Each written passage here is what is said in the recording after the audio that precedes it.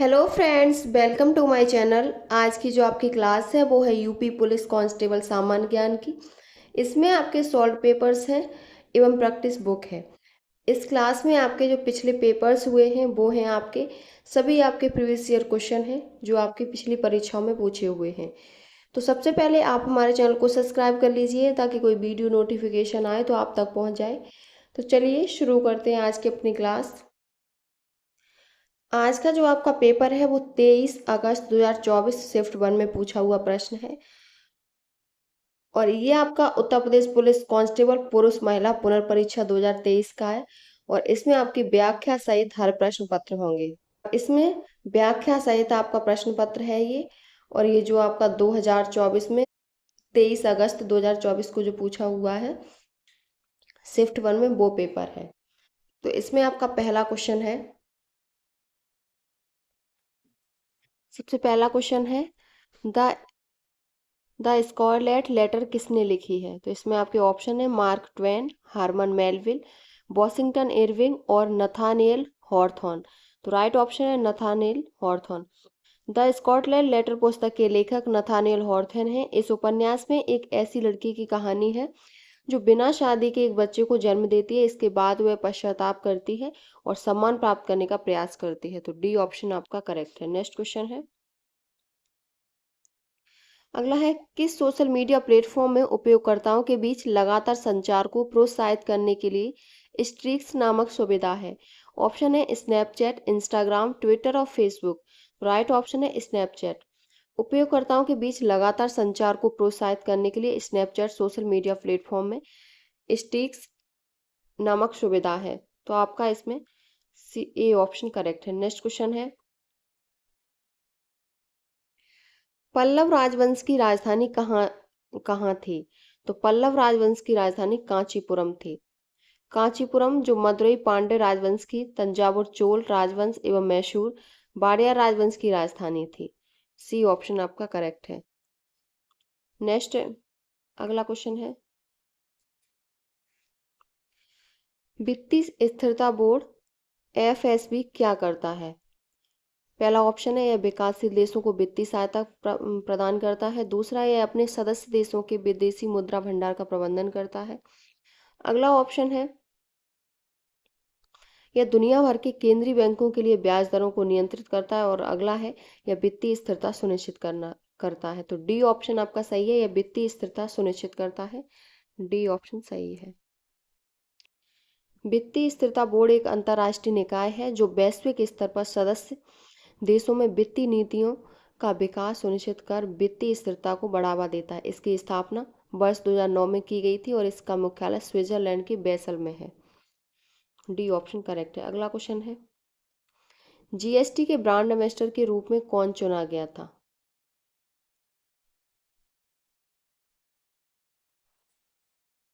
तो इसमें ऑप्शन है दीपिका पादुकोण, शिल्पा शेट्टी, शाहरुख खान, अमिताभ बच्चन। तो डी ऑप्शन सही है, अमिताभ बच्चन। भारत ने जीएसटी 1 जुलाई 2017 को लागू किया था और देश में जीएसटी को बढ़ावा देने के लिए अमिताभ बच्चन को इसका ब्रांड एम्बेसडर बनाया गया। और वर्तमान में भी 2017 से लेकर अभी तक अमिताभ बच्चन ही जीएसटी के ब्रांड एम्बेसडर हैं। अगला क्वेश्चन है। निम्नलिखित में से कौन सी रेखा फ्रांस और जर्मनी के बीच की सीमा है। तो वो आपकी सिगफ्रीड लाइन है जो फ्रांस और जर्मनी के बीच की सीमा है। और इसको 49 डिग्री उत्तरी अक्षांश रेखा कनाडा एवं अमेरिका के बीच है। 38 डिग्री उत्तरी अक्षांश रेखा उत्तर एवं दक्षिण कोरिया के बीच है। तो आपका सी ऑप्शन करेक्ट है। अगला क्वेश्चन है। व्यापार महानिदेशालय किस मंत्र विदेश व्यापार महानिदेशालय किस मंत्रालय के अंतर्गत आता है। तो ये वाणिज्य एवं उद्योग मंत्रालय के अंतर्गत आता है। डी ऑप्शन करेक्ट है। विदेश व्यापार महानिदेशालय भारत सरकार के वाणिज्य एवं उद्योग मंत्रालय के अधीन कार्य करता है। यह संस्था भारत में विदेशी व्यापार एवं विदेशी निवेश से संबंधित कानूनों को प्रबंधित करती है। वर्तमान में भारत के वाणिज्य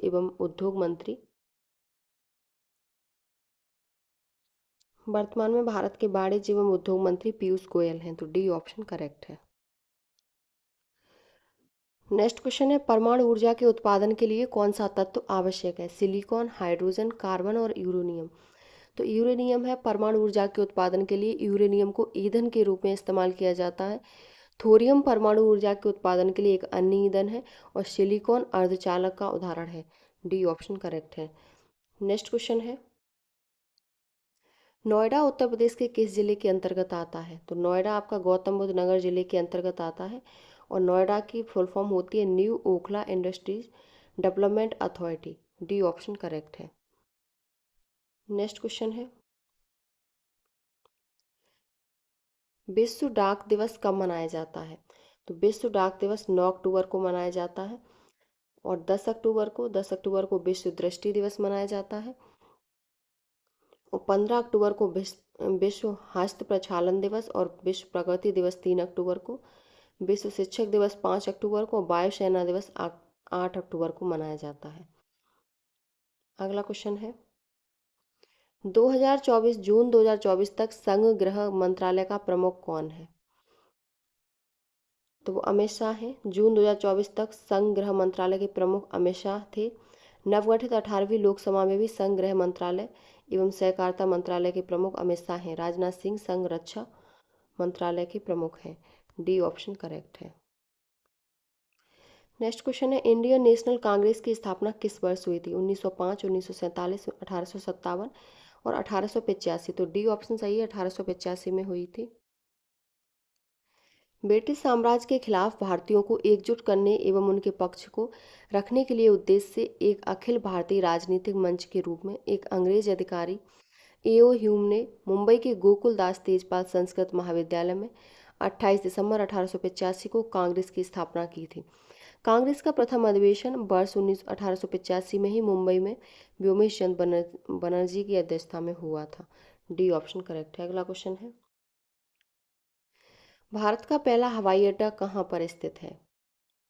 तो ये कोलकाता में है। डी ऑप्शन करेक्ट है। नेक्स्ट क्वेश्चन है, भारत में व्यवसायों के लिए सेवाओं हित पंजीकरण के लिए थ्रेशोल्ड लिमिट क्या है? तो ये जो है वो आपकी 20 लाख और 10 लाख और 20 लाख, दो ऑप्शन सही है। भारत में व्यवसायों के लिए सेवाओं हित जीएसटी पंजीकरण के लिए थ्रेशोल्ड लिमिट 20 लाख रुपए की है, जबकि यूपी पीआरपीवी ने इसकी सीमा 20 लाख एवं 10 लाख रुपए दोनों माना है। तो जीएसटी एक अप्रत्यक्ष कर है। भारत में जीएसटी को 1 जुलाई 2017 से लागू किया गया। इसके लिए भारतीय संविधान में 101वां संविधान संशोधन किया गया था। नेक्स्ट क्वेश्चन है, किसमें दुर्भावनापूर्ण फाइलों वाली छवियों का उपयोग हैकर को आपके खाते की जानकारी चुराने या आपके कंप्यूटर को संक्रमित करने में मदद करने के लिए किया जाता है? तो वो इमेज फिशिंग है। इमेज फिशिंग में दुर्भावनापूर्ण फाइलों वाली छवियों का उपयोग हैकर को आपके खाते की जानकारी चुराने या आपके कंप्यूटर को संक्रमित करने में मदद करने के लिए किया जाता है। तो आपका इसमें ए ऑप्शन करेक्ट है। नेक्स्ट क्वेश्चन है,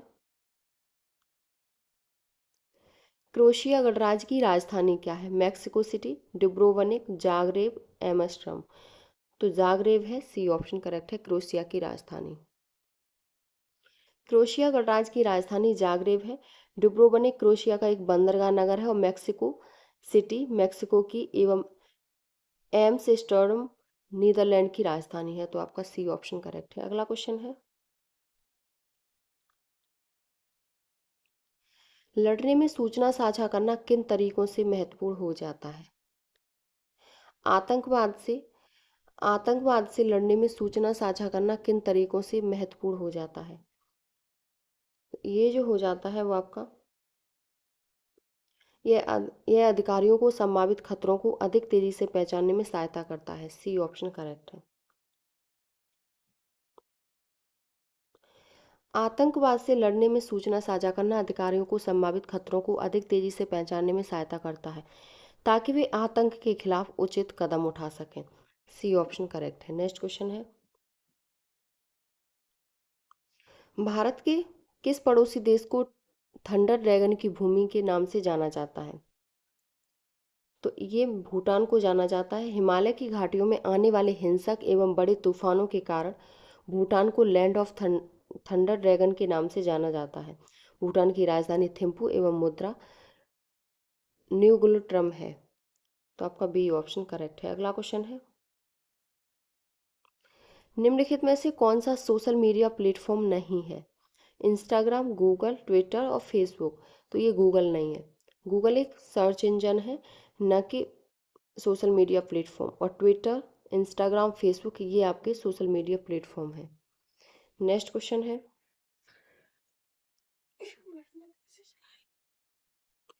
निम्नलिखित में से किस प्रकार का प्रदूषण संवर्ध यूट्रोफिकेशन है? मृदा प्रदूषण, जल प्रदूषण, ध्वनि और ऊष्मीय प्रदूषण। तो राइट ऑप्शन है वाटर पॉल्यूशन यानी कि जल प्रदूषण है।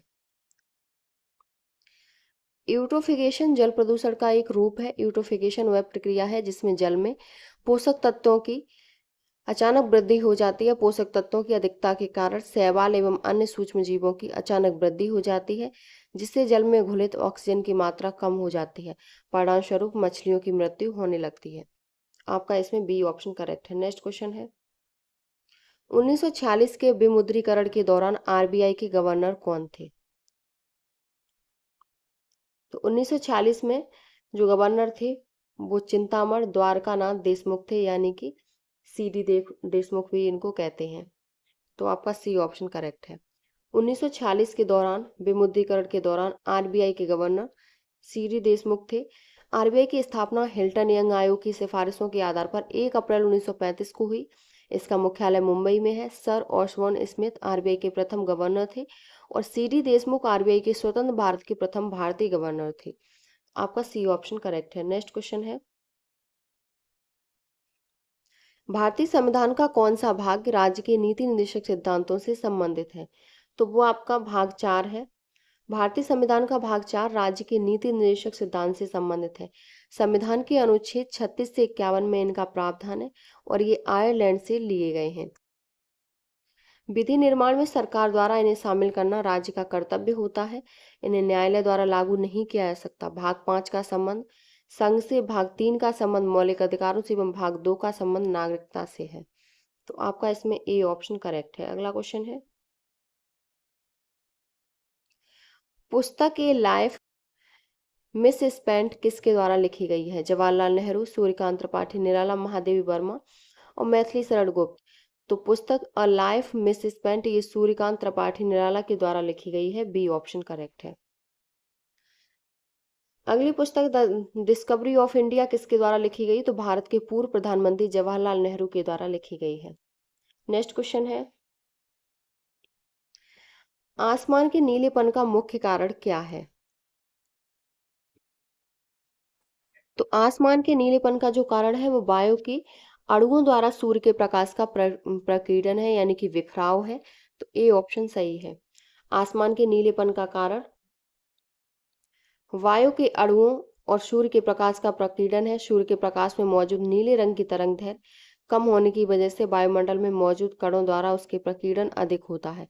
परिणाम स्वरूप आकाश का रंग नीला दिखाई देता है। अगला क्वेश्चन है, ये आपके करंट का क्वेश्चन था उस टाइम 2023 में। रमन सुब्बा राव जिनका हाल ही में निधन हो गया, किस खेल से जुड़े थे?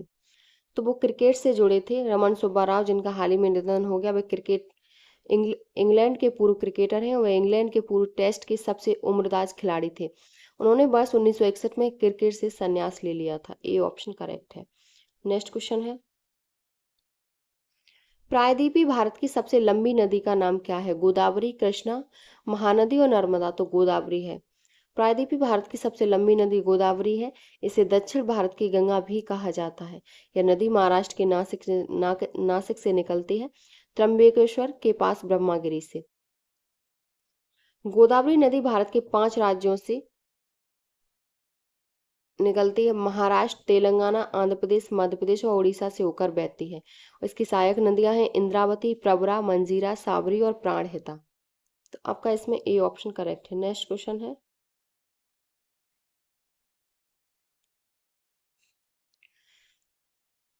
एनएचआरसी का पूर्ण रूप क्या है?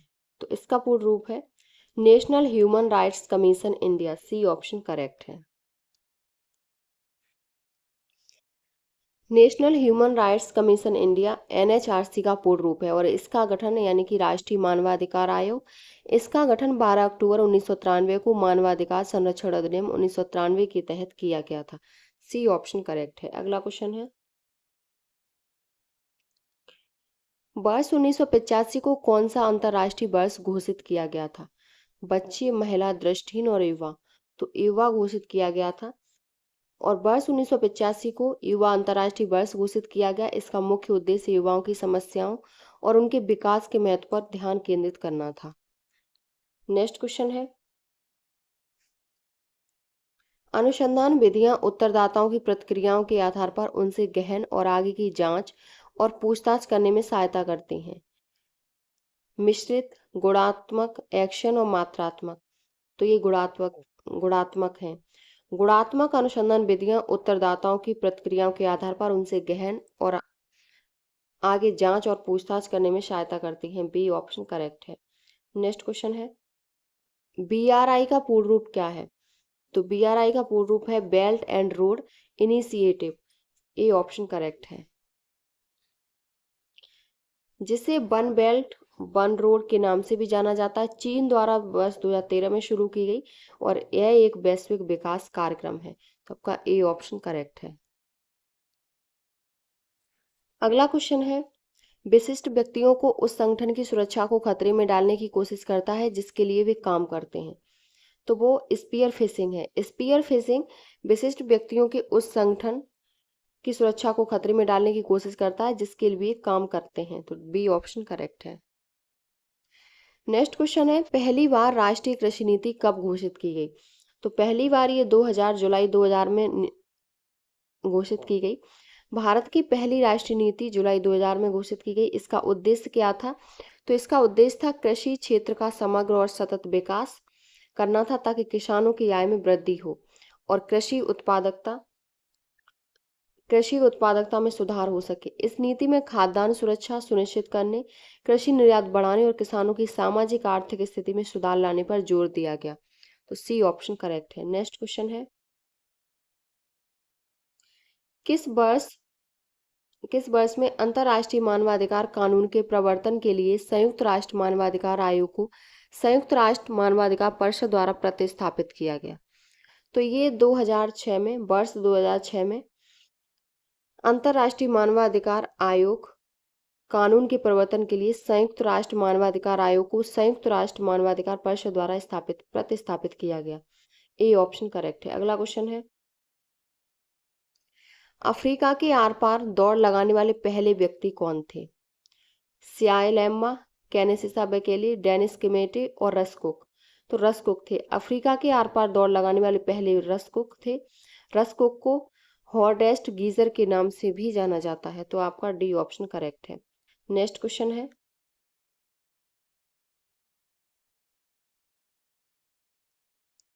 भारतीय कृषि अनुसंधान संस्थान ने भारत में संरक्षित बासमती किस्मों की खेती के लिए किस देश के खिलाफ कानूनी कार्रवाई की मांग की है? म्यांमार, बांग्लादेश, पाकिस्तान। और अगला है पाकिस्तान। म्यांमार, बांग्लादेश, अफगानिस्तान और पाकिस्तान। तो राइट ऑप्शन है पाकिस्तान के खिलाफ कानूनी कार्रवाई करने की मांग की है। डी ऑप्शन करेक्ट है। भारतीय कृषि अनुसंधान संस्थान ने भारत में संरक्षित बासमती किस्मों की खेती के लिए पाकिस्तान देश के खिलाफ कानूनी कार्रवाई की मांग की है। भारतीय कृषि अनुसंधान परिषद की स्थापना 16 जुलाई 1929 को हुई थी। डी ऑप्शन करेक्ट है। अगला क्वेश्चन है, कौन सा भारतीय राज्य अपनी अनूठी वर्ली चित्रकला के लिए जाना जाता है? महाराष्ट्र, राजस्थान, मध्य प्रदेश और उड़ीसा। तो ये महाराष्ट्र है। वर्ली चित्रकला के लिए महाराष्ट्र जाना जाता है। यह चित्रकला विशेष रूप से दीवारों पर बनाई जाती है। चित्रकला और उससे संबंधित राज्य कौन से हैं? तो मधुबनी बिहार में, कांगड़ा हिमाचल प्रदेश की है, फुलकारी पंजाब की है, टीका राजस्थान की, कालीघाट पश्चिम बंगाल की और कोलम आपकी तमिलनाडु की है। तो आपकी बाली महाराष्ट्र की है। ए ऑप्शन करेक्ट है। नेक्स्ट क्वेश्चन है, चिकनकारी एक पारंपरिक कढ़ाई शैली है जिसकी उत्पत्ति उत्तर प्रदेश के किस शहर में हुई थी? लखनऊ, नोएडा, प्रयागराज, वाराणसी। तो ये लखनऊ है। चिकनकारी एक पारंपरिक कढ़ाई शैली है, इसकी उत्पत्ति उत्तर प्रदेश के लखनऊ शहर में हुई। चिकनकारी की उत्पत्ति का श्रेय मुगल काल को दिया जाता है। यह कढ़ाई कला, दरबारी परिधान और वस्त्रों पर प्रमुखता से की जाती है। धीरे धीरे ये स्थानीय कारीगरों के बीच फैल गई और लखनऊ की पहचान बन गई। ये ऑप्शन करेक्ट है। नेक्स्ट क्वेश्चन है, आज का ये आपका लास्ट क्वेश्चन है इस वीडियो का। महासागरीय अम्लीकरण का प्राथमिक कारण क्या है? आपके ऑप्शन है समुद्री जल द्वारा CO2 का अवशोषण, तेल का रिसाव, अत्यधिक मछली पकड़ना और समुद्री जल के ताप में वृद्धि। तो राइट ऑप्शन है समुद्री जल द्वारा CO2 का अवशोषण। ए ऑप्शन करेक्ट है। महासागरीय अम्लीकरण का प्राथमिक कारण समुद्री जल द्वारा CO2 को अवशोषण करना है। जब यह CO2 महासागरों में घुलता है तो यह जल से मिलकर कार्बनिक अम्ल बनाता है। ए ऑप्शन करेक्ट है। ये आपके 38 क्वेश्चन थे। आज का ये पेपर था आपका जो 2023 में हुआ था। ये क्लास आपकी जो आपका जून में यूपी कांस्टेबल का पेपर है उसके लिए मोस्ट इम्पॉर्टेंट है क्योंकि इसमें आपके सभी प्रीवियस ईयर क्वेश्चन हैं जो आपकी परीक्षा में पूछे हुए हैं। अगर आपको हमारी वीडियो पसंद आई हो तो प्लीज़ चैनल को like, subscribe, share and comment करें।